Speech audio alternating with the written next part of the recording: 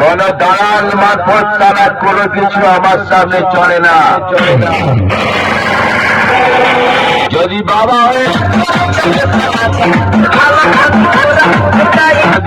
যদি ওকে সেজে আসিস সারা কম্পিটিশন চালিয়ে